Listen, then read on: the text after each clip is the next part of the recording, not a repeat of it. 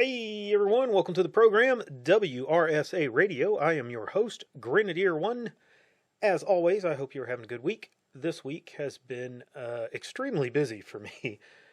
End of the year is always a tough one for my team and I at work. We have a lot of deadlines. We got to get information to accounting for year-end close and all these kind of things, and it means a lot of extra work for us. And also we have other things going on that have really kind of pulled me into the office a lot more than usual. That's a good thing for a little while, but it means that I have less personal time to pick up info on the goings on around the world. And when I have a lot of work, I get off for the day and I just want to watch YouTube or a movie or something like that and not really pay much attention to the political stuff, just to kind of decompress. So that's what I've been doing this week, just kind of vegging out and not really paying extremely close attention to what's going on. And there's really not any major massive news story that has been kind of going on this week. It's kind of a lull, I guess, in the news cycle. But anyway, I did see a video on something that happened in Alabama, I believe it was, over the weekend, and it got me to thinking about the show this week. And I was unsure if I was going to even have enough time to record a show with all the things going on, but I knew that I wanted this to be part of the topic if I did. So let's dive into it. What I am referring to is another case of police brutality. Now, I don't have all of the details regarding what caused this interaction with the suspect and a female police officer. Yeah, I know. Anyway, this female police officer has a suspect in handcuffs that she's struggled with or gotten out of a car or something. At any rate, she has him in handcuffs, and she's got him kind of splayed out on the front of her police car. And while she's patting him down and pulling a gun out, I will say he tells her he has a gun on his hip, and she takes it out and she uses a taser on him to deliver a very long, excruciating electrical shock to him. And she's using this as a pain compliance device on a man who is already arrested. He is complying with her instructions because he's laid out over this car. He's got his hands behind his back. He's not fighting, nothing like that. He is in custody, and she shocks him anyway. Now, it's a clear case of excessive force, in my opinion, and there was no need to do that. She did that just to exert her wounded ego on this suspect. So go check that video out over on YouTube. There are a lot of people showing it on their channels. And I watched this video, and that of course launches the algorithm to kind of send me down this whole bunch of police brutality videos, many from channels that I actually regularly check out, or periodically check out at least. But maybe I had not watched in a while, so there were some new videos that I had not seen. So it was just a whole rabbit hole that I went down, and it kind of got me all pissed off and angry. But anyway, I began to think about this week's show and what I was going to talk about, and I saw kind of a connection there, a path to glory, if you will. A couple of weeks back, when I was doing the interview with Paul Avallone, we discussed the Stanley Kubrick film Paths to Glory. And Matt Bracken made a comment on that video about the film, as well as a couple of other people, I think, said longtime listeners said some stuff about it. And longtime listeners will know that I am a huge Stanley Kubrick fan. And I thought about this film more and more since I don't really have any other major topic to go over this week. And I kind of saw a way to link that police brutality video with a discussion on the film and its themes. I would encourage you to go watch the film. It's a powerful observation of the arbitrary and violent exertion of authority. Now, the setting of the film is the trenches of World War One. It's a film based off of a novel of the same name, and actually a real event that happened in the French army during World War One. It was released in 1958. Stars Kirk Douglas, who plays the character of Colonel Dax, a French infantry officer in the trenches of the Western Front. And they're given the mission of attacking a German position known as the Anthill. And his men launch this attack, and they're just cut down. You know, it's repulsed. It's a lot of people get killed. It's suicide. And the rest of the unit, the different companies, refuse to leave the trench to continue this attack. And this causes the generals, who live in opulence back in the rear, well away from danger, to issue orders to court-martial members of these units for cowardice. So 3 men are picked out of the unit and put on trial, and they are defended by Colonel Dax. Now, I'm not going to spoil the end of the film for you, so I'll kind of leave the plot points, the main pieces of the film there, and we'll go just talk about the overall themes that are explored there.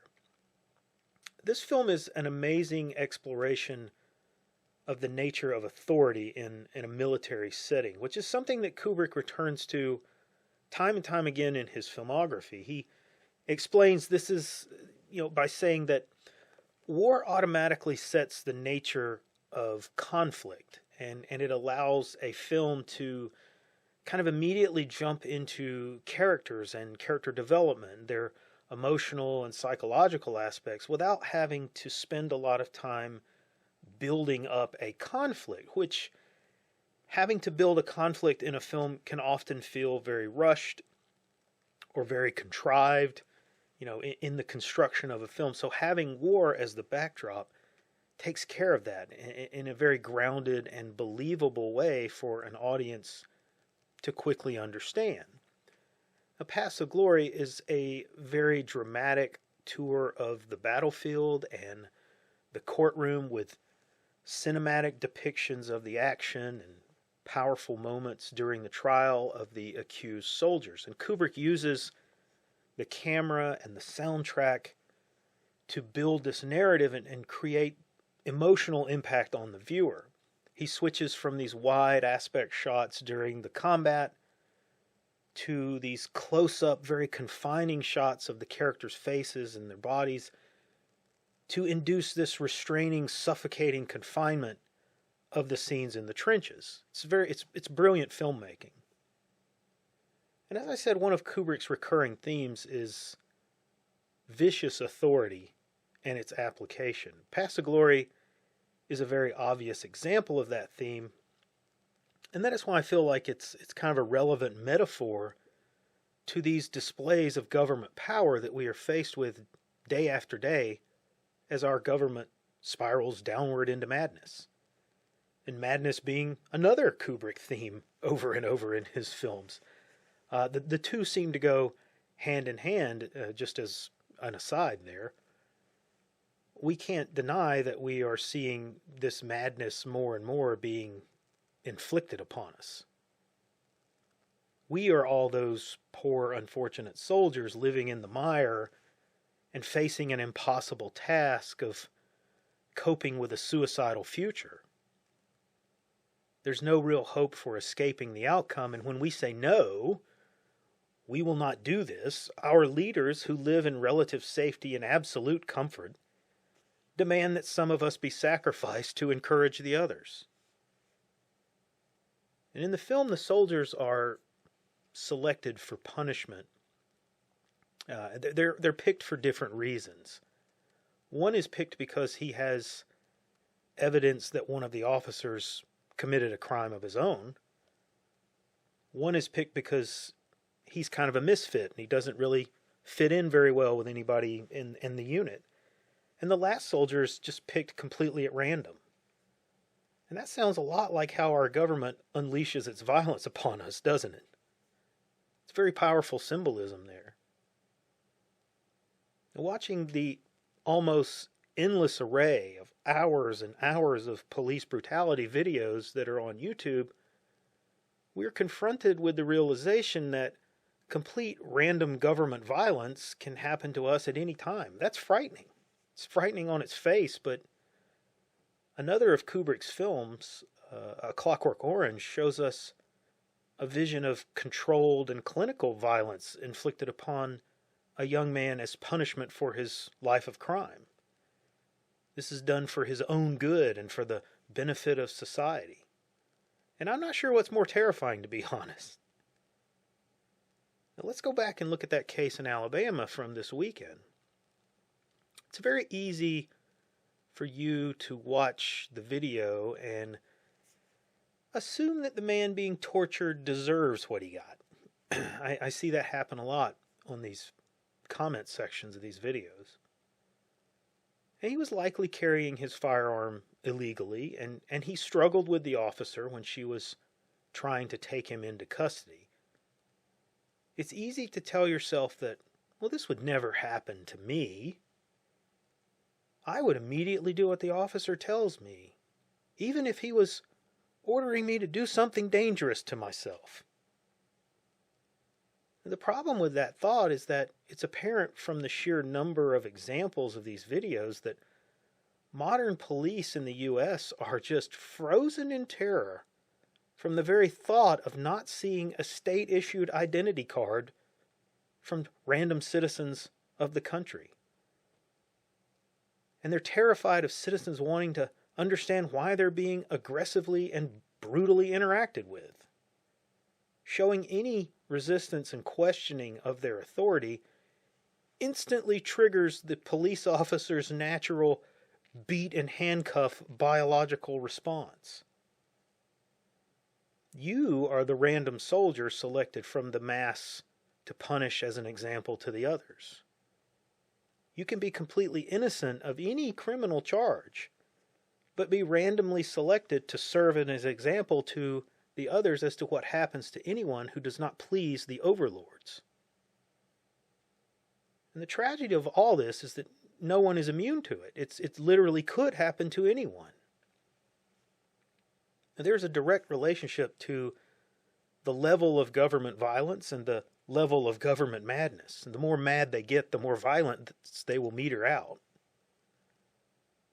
Think about the overall situation that the men in the film are given. They are ordered to attack a virtually unbreakable fortification.